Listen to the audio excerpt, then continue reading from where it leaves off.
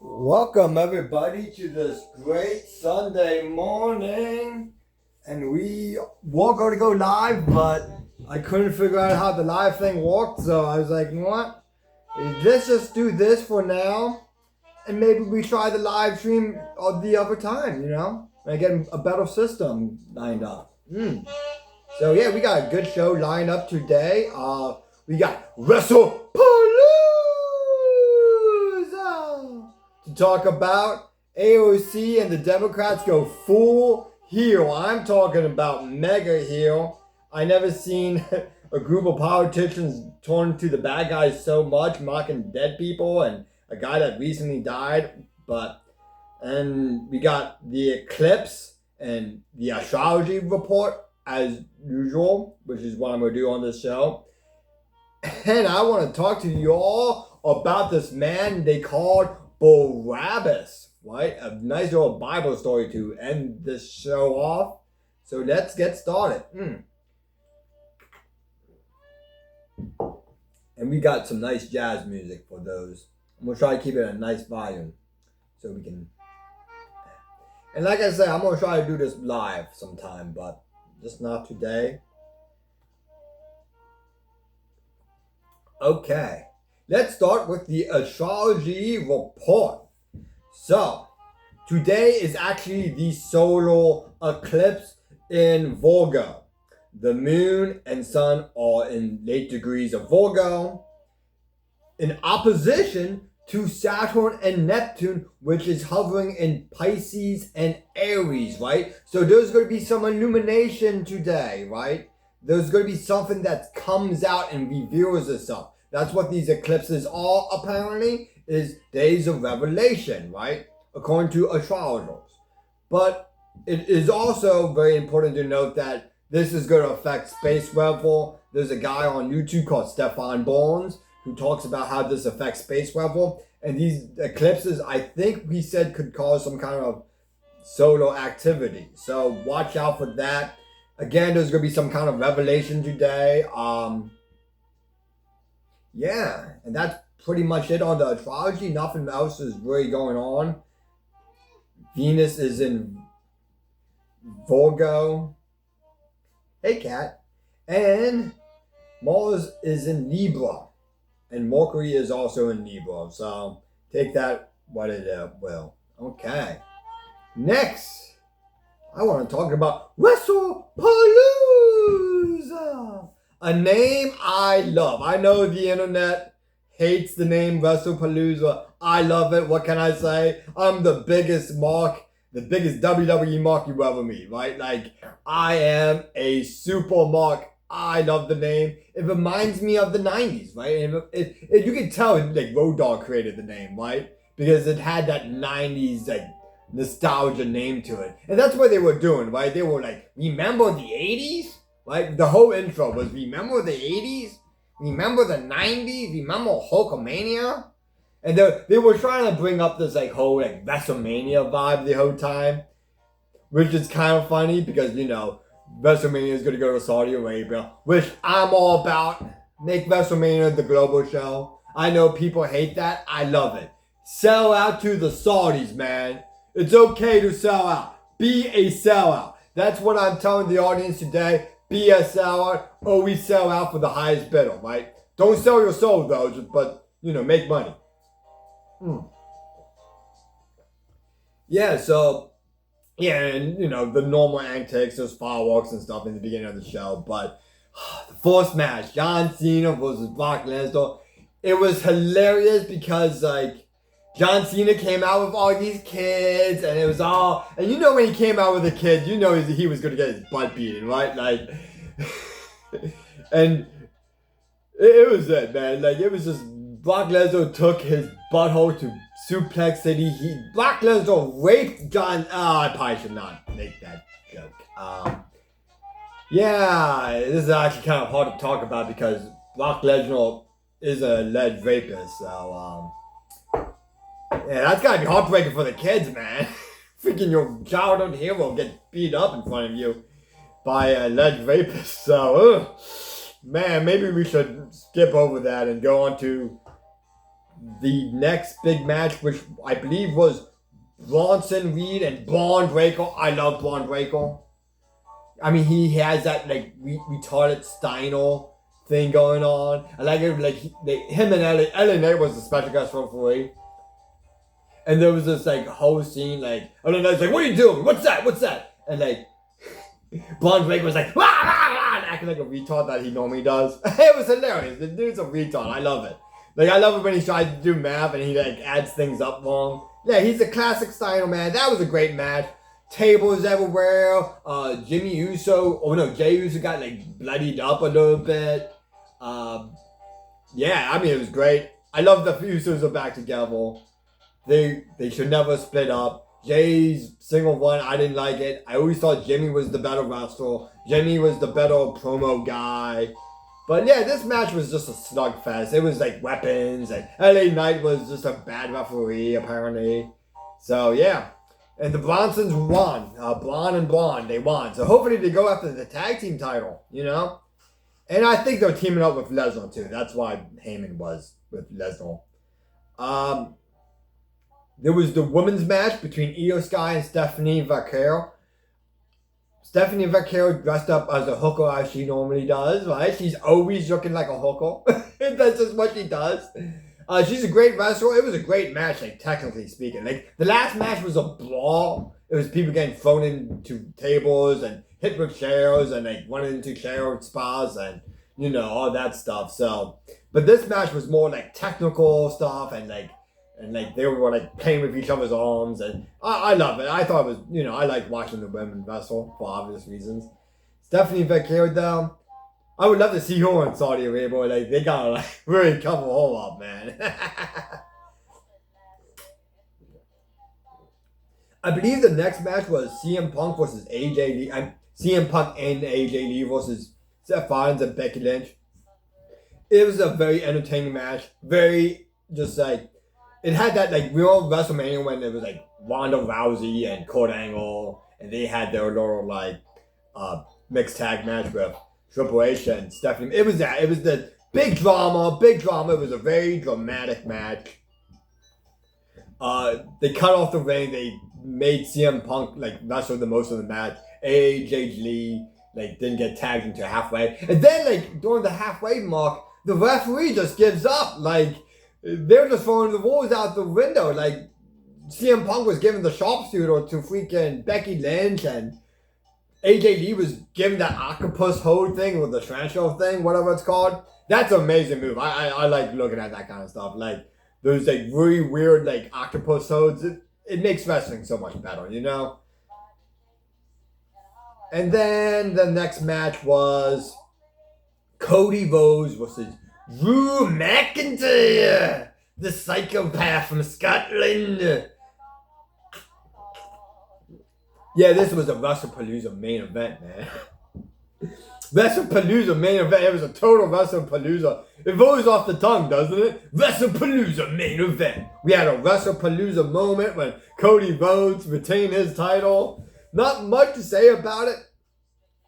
Drew got screwed, okay? We all know Drew McIntyre got screwed. Drew McIntyre always gets screwed. How is he the heel, man? He's the guy that always gets screwed, but we make him the heel, man. I don't know.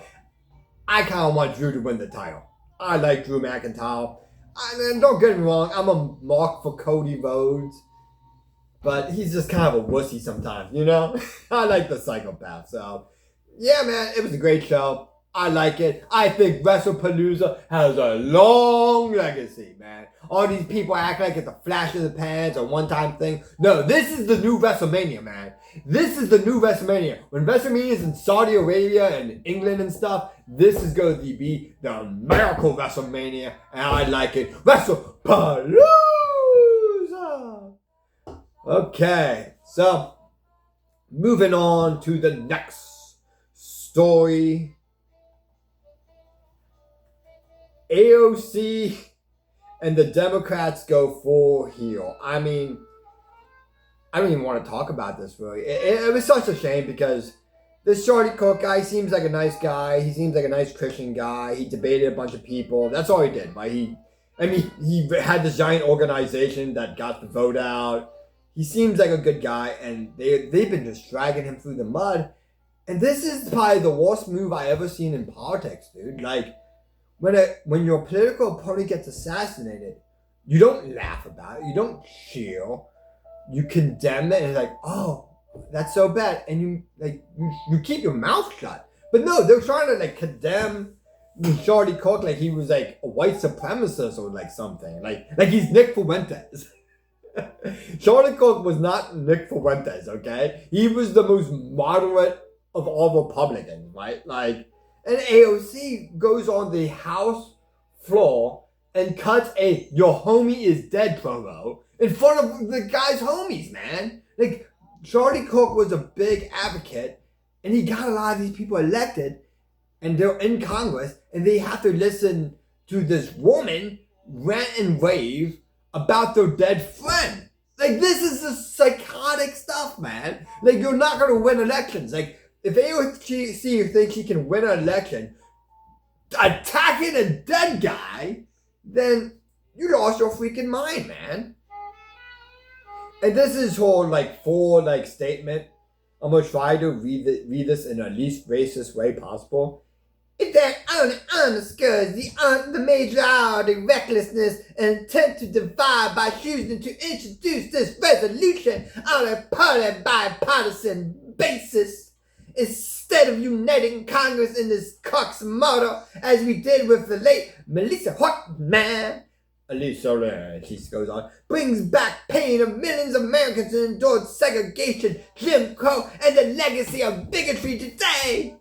Again, the least bigoted right winger ever.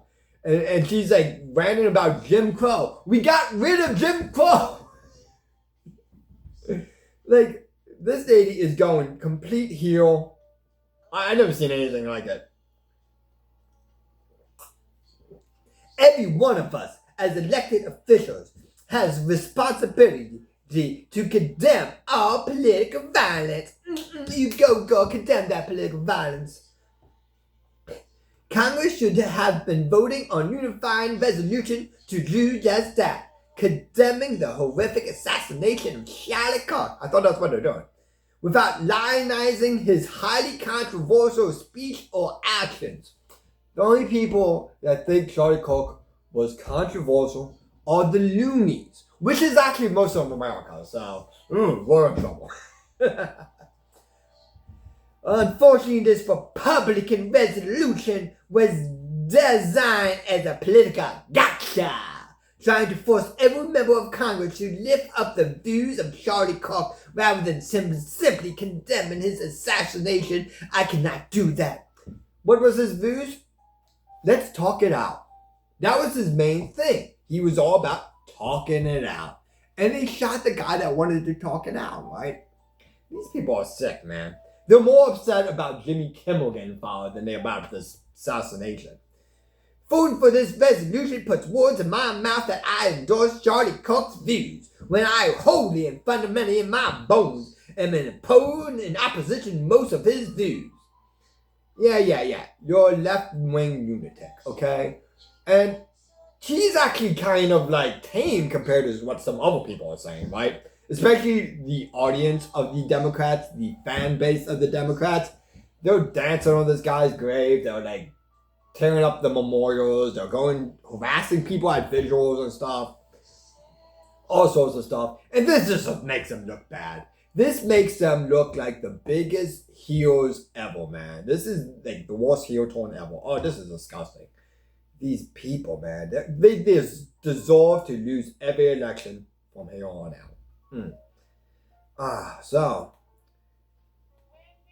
wow, this has been a fun video. And I'm probably going to keep it a little bit short today and drink my coffee. I wanted to end this video, this little podcast, morning show, whatever you want to call it. I would love to do a kicking segment on this show, but I'm not eating any breakfast today. Not for a while anyway, but I would love to read you this little piece from the Gospel of Matthew, chapter 27, verse 15. Now at that feast, the governor was want to release unto the people a prisoner whom they would. And they had a notable prisoner called Barabas. Therefore, when they gathered together, Pilate said unto them, Whom will ye that I release unto you, Barabas or Jesus, which is called Christ? For he knew that for every envy they had delivered him. When he was sent down on the judgment seat, his wife sent unto him, saying, Have thou nothing to do with just man? For I have suffered many things this day in a dream because of him. But the chief priests and elders pursued the multitude that they should ask for Barabas and destroy Jesus. The governor answered and said unto them, Whether of the twain will ye that I release unto they? They said, Barabas. Pilate said unto them, What shall I do with Jesus, which is called Christ? They said unto him, Let him be crucified. And that is the story of the age we live in. We're choosing Barabas, right? There's a news story that came up recently where this chick had an AI boyfriend, a digital boyfriend, a computer, a robot, of Luigi Mangione, the guy that assassinated the United Healthcare professional, right? And outside his courtroom, when they denounced some of the charges, when they got rid of some of the charges, the people cheered. The people in the street, especially the radical nutjobs on the left, are literally asking for Barabas. They're saying, crucify Charlie Kirk. Crucify that guy's legacy. Go after his widow. They're calling for more violence against conservatives. They're calling for an increase in assassination culture. They are asking for Barabas. They are not asking for Jesus, okay? And this is the moment we're living in. And I want people to understand this. Don't ask for Barabas. Because when you get Barabas, you're going to get more Barabas. And Barabas is going to come for you. Don't ask for the assassin. Ask for the peacemaker. And I know I'm probably saying ass, which is kind of fucking weird, but what can I say? I have a speech impediment. Thank you all for watching my show. If you made it this long, thank you. I'm going to keep live stream, or I'm going to try to live stream next time. I'm going to keep doing the show at the very least. Thank you and have a good day.